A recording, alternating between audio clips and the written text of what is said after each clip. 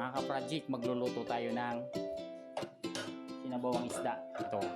Yan o.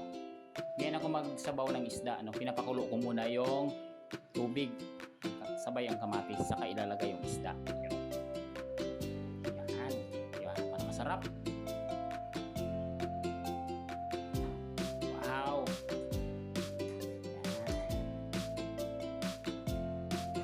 Siyempre mga ka-project, paluto ng isda. Kaya ilagay na natin yung patula. Yan. Patula. Nakulo-kulo konti. Tama-tama lang yan hanggang sa luto-luto na yung patula. Yan. Takpanli.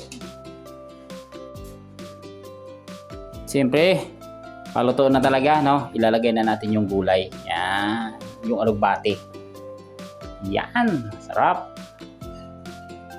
Natural na natural ang lasa. Aming gulay para masarap. Yan. Tapos, takpan uli mga kapatid natin na kumulo. Saglit lang naman yan kay alugbati. Yan.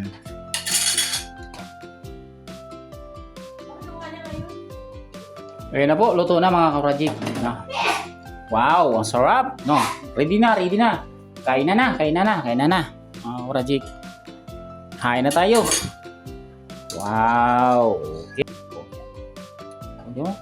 Wow, ang sarap. Yes, ang sarap talaga nito mga ka-project. Walang halong bitchin yan. Asin lang at saka kamatis, sibuyas. Para ang lasa talagang masarap. Yan, oh, mga ka-project, oh.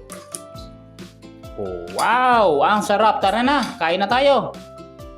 Kain tayo mga kapatid. Sarap. Ang luto kanina. Sarap. Mainit pa yun. Wow. Ano lang to? Asin lang. Asin, kamatis, sibuyas, saka gulay. Sarap. Wala masyadong chemicals. Masarap talaga. Kain tayo. Sarap. Kahit ano lang. Wala na munang kanin.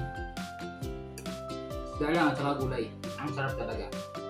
Thank you for watching mga kapatid. Bye!